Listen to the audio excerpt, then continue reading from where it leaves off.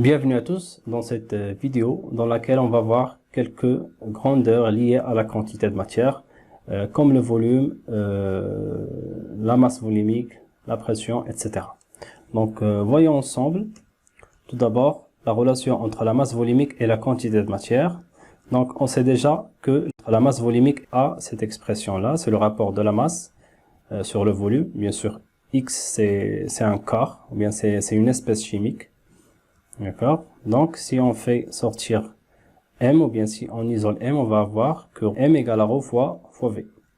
Et d'une part, on sait aussi que la quantité de matière égale au quotient de la masse sur la masse molaire. Donc, on a vu cette relation dans la leçon de la quantité de matière. Et en remplaçant l'expression de M ici, donc on a M égale à ρ fois V, on peut la remplacer ici. D'accord. Voilà. Donc, on va tout simplement remplacer M par ρ fois V et on va voir que N égale à ρ fois V sur M molaire, c'est-à-dire la masse molaire. Donc ça, c'est la première relation. Le volume molaire des gaz. Donc, que veut dire tout d'abord le volume molaire? Donc, le volume molaire, c'est d'un gaz que l'on note Vm. Donc, tout simplement, c'est le volume occupé par une mole de ce gaz. D'accord? C'est comme la masse molaire. Donc on a dit la masse molaire, c'est la masse d'une seule mole. D'accord? Le volume molaire, c'est le volume d'une seule mole. Donc elle est notée V indice M.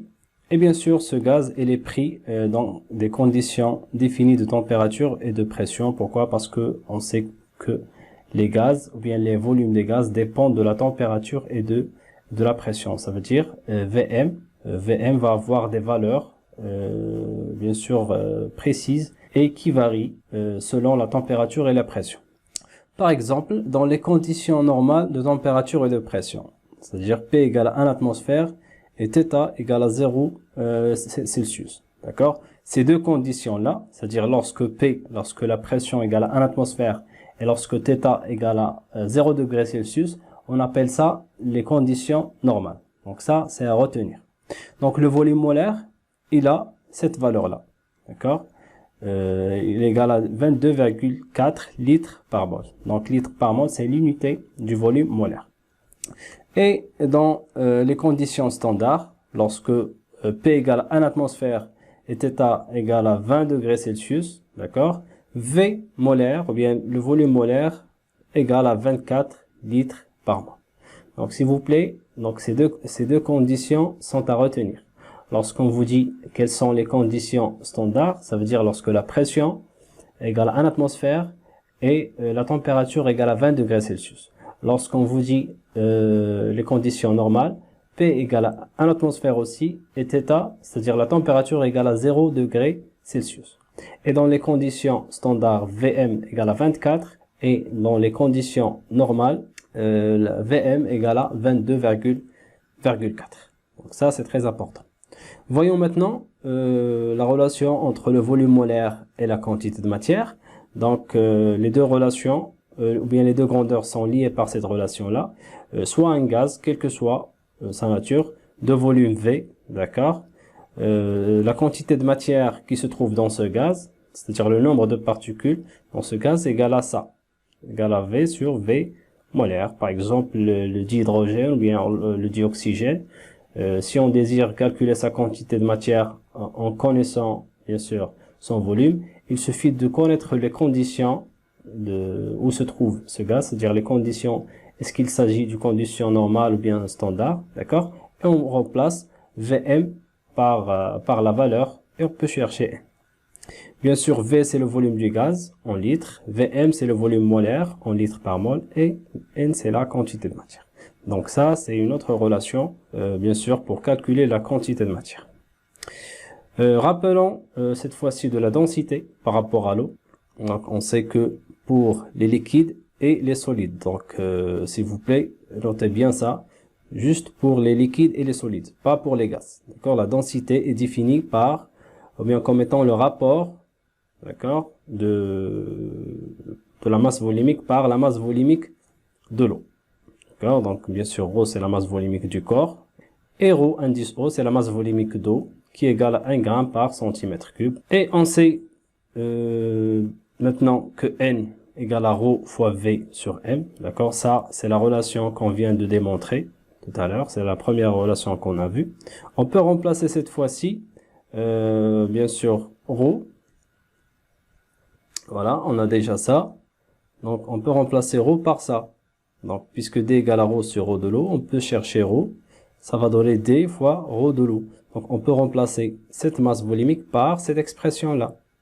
D'accord? Donc, on peut faire passer cette expression au lieu de ρ. Et on va voir cette relation aussi, c'est-à-dire la quantité de matière en fonction de la densité. Sur fois ρ de l'eau fois V fois M. Donc, je tiens à vous rappeler que cette relation-là, elle est valable uniquement pour les gaz et les liquides. D'accord? Parce qu'on a ici ρ de l'eau. D'accord? Et ρ de l'eau, on l'utilise pour calculer la densité des liquides et des corps solides.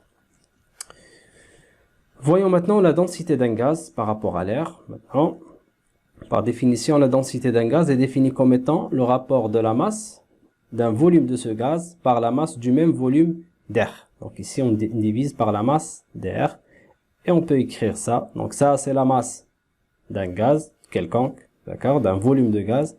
Et M, R que vous avez ici dans le dénominateur, c'est la masse du même volume de gaz. C'est la masse d'air du même volume de gaz.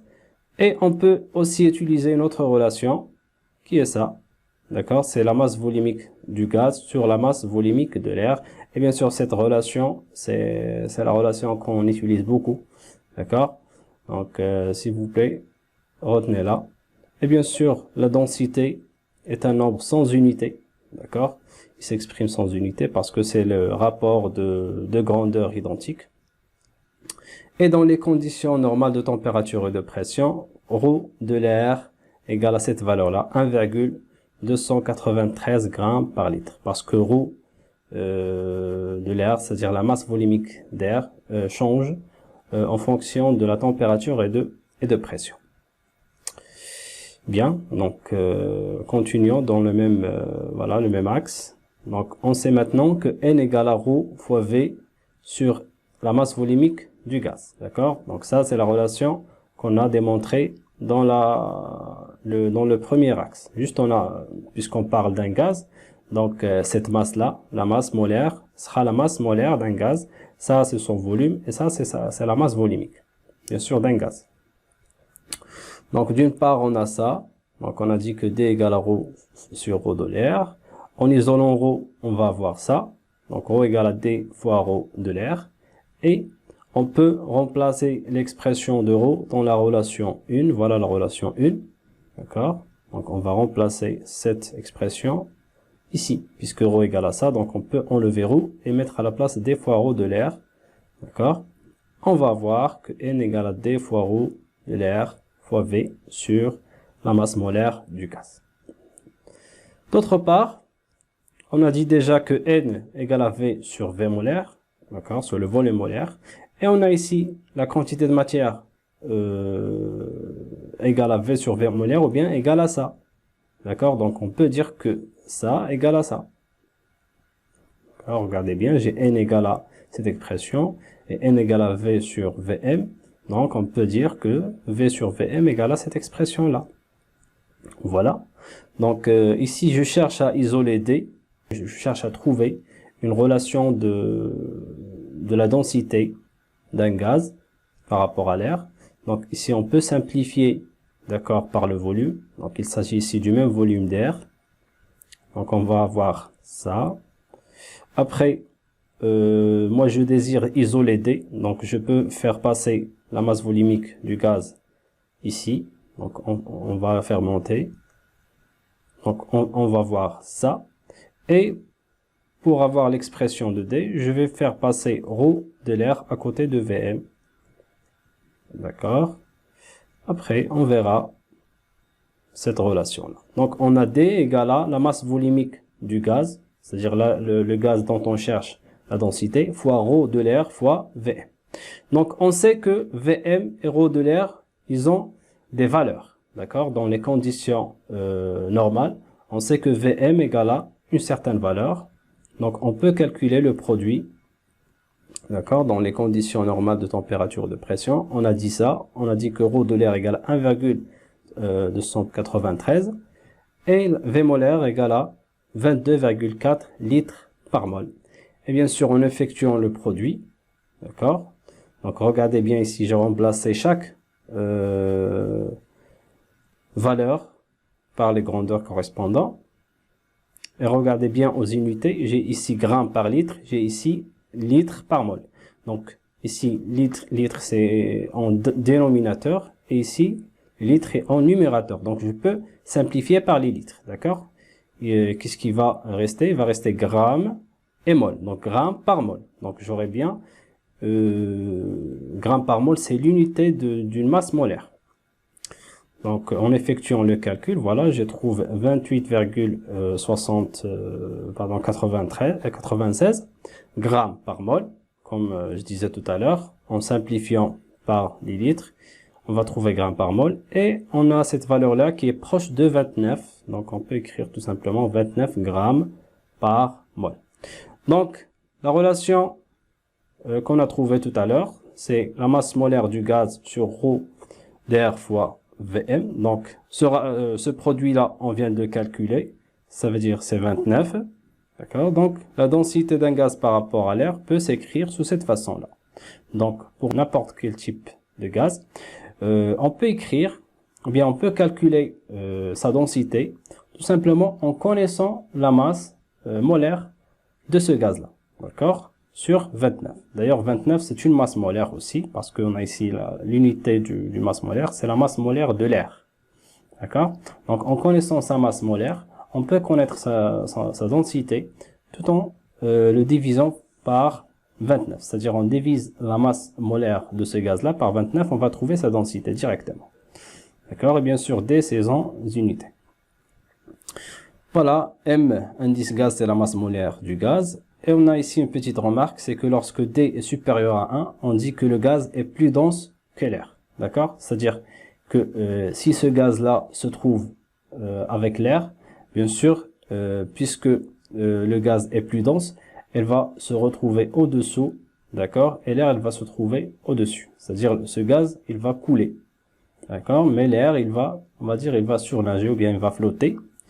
Et si D, c'est-à-dire la densité est inférieure à 1, donc le gaz est moins dense que l'air, d'accord? Donc, c'est-à-dire que ce gaz-là, il va se retrouver au-dessus, ou bien il va surnager, ou bien flotter, alors que l'air, il va couler. Voilà, donc ça, on a fait ça juste pour démontrer cette relation qui est très très importante aussi, que vous devez retenir. Voyons maintenant au dernier axe de cette leçon, c'est l'équation d'état d'un gaz parfait. Ça, c'est une relation qui est très très importante. Tout d'abord, qu'est-ce que c'est qu'un gaz parfait? Donc, gaz parfait, c'est un gaz dans lequel il y a absence des interactions entre les particules qui constituent ce gaz. Ou bien, les particules constituant ce gaz-là, ils ont une interaction qui est très très faible. D'accord? Donc, à faible pression, les interactions ou les interactions entre les molécules constitutives du gaz, c'est-à-dire les molécules constituant ce gaz, sont très faibles. Un gaz peut être assimilé à un gaz parfait. Donc, pour mieux comprendre ça, voyons ensemble, voilà ces deux modèles. Donc, j'ai ici un modèle d'un gaz, d'accord? Donc, regardez bien les interactions entre les particules, d'accord? C'est-à-dire les chocs. Et voilà un autre modèle du même gaz. Ici, les interactions sont fortes, comme vous voyez, mais dans ce cas, les interactions des particules constituant les gaz, ils sont faibles, d'accord? Donc, on peut considérer que ce gaz-là est un gaz parfait, d'accord? Donc ici, on peut dire que la pression ici est faible, d'accord? Ici, la pression est grande, donc les particules, comme vous voyez, ils sont en interaction, ou bien en forte interaction. Donc, la loi des gaz parfaits, que dit cette loi-là? Donc, elle dit tout simplement, c'est que le produit de la pression d'un gaz et son volume égale à sa quantité de matière fois une constante R fois sa température. Donc ça, c'est une équation valable seulement pour les gaz parfaits, c'est-à-dire dans ce cas-là, c'est-à-dire les gaz qui se trouvent dans ce cas-là, c'est-à-dire dans les interactions, ils sont faibles, d'accord? Et à votre niveau, on va considérer tous les gaz sont parfaits, d'accord? Donc l'air, par exemple, à pression atmosphérique, on peut le considérer comme un gaz parfait, d'accord? Et à votre niveau, on va considérer tous les gaz comme gaz parfait. Donc voyons maintenant chacune des grandeurs. Donc P, comme vous savez, c'est la pression en pascal, d'accord? Donc toutes les unités que je vais donner ici sont les unités dans le système international, d'accord? V, c'est le volume en mètres cubes. Attention, c'est pas en litres, c'est en mètres cubes, c'est très important. Donc T, c'est la température en Kelvin, d'accord? C'est pas en degrés Celsius, c'est-à-dire si on vous donne la température en degrés Celsius et et si vous voulez utiliser cette relation, vous devez convertir la température en Celsius. N, bien sûr, c'est la quantité de matière de ce gaz-là en mol. Et R est une constante appelée constante des gaz parfaits. C'est une constante et il a une valeur qui est égale à 8,314 et s'exprime en pascal mètre cube mol moins 1 Kelvin moins 1. Donc ça, c'est l'unité de R.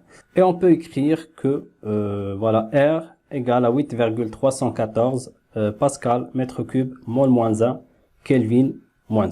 D'accord, ça c'est l'unité de R. Donc on peut simplifier cette unité. Donc au lieu d'écrire tout ça, donc on écrit tout simplement R égale à 8,314 SI. Donc SI, c'est le système international. Voilà, donc c'est tout pour cette leçon. Donc on va faire un récapitulatif des relations qu'on a vues. Donc tout d'abord, on a vu la relation de la quantité de matière en fonction de la masse et la masse molaire. Après, la quantité de matière en fonction du nombre de particules et le nombre d'Avogadro. Donc ρ, c'est le rapport de la masse et le volume. Bien sûr, en utilisant cette relation, on peut démontrer que N égale à ρ fois V sur M. On a vu que la densité par rapport au solide et liquide égale à cette relation-là. En l'utilisant, on peut bien sûr démontrer cette relation ici aussi. Donc c'est la quantité de matière en fonction de D, la masse volumique de l'eau, le volume et la masse molaire. On a vu que pour les gaz, que la quantité de matière égale à V sur Vm. La densité par rapport l'air pour les gaz, c'est ρ, c'est-à-dire c'est la masse volumique du gaz sur la masse volumique de l'air. D, la densité peut se calculer par cette relation aussi. Donc on peut la calculer avec la masse molaire du gaz sur 29.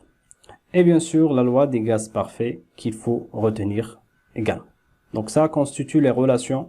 Donc je vous conseille vivement à les retenir pour résoudre vos exercices, bien sûr, sans souci, sans problème. Donc une remarque qui est très importante, c'est que ces deux relations-là, donc ces deux relations, ils sont valables uniquement pour les solides et les liquides, d'accord? Donc ça c'est très important. On ne peut pas utiliser ces deux relations pour les gaz. Et ces quatre relations, donc ils sont uniquement valables pour les gaz. Donc ça, ce sont des remarques qui sont très importantes. Donc on ne peut pas utiliser cette relation par exemple pour voilà, pour un solide ou bien pour un liquide, ou bien celle-ci, d'accord, ou bien celle-là. Donc toutes ces quatre relations sont valables pour les gaz uniquement. Bien sûr, vous pouvez utiliser ces relations-là, d'accord, ces quatre relations pour n'importe quel type, bien sûr, de corps, que ce soit liquide, solide ou bien gazeux, d'accord. Mais attention, ça, c'est pour les liquides et les solides, et ça pour les gaz uniquement. Voilà, c'est tout pour cette vidéo. J'espère que c'était clair pour tout le monde. Très bon courage à vous. Au revoir.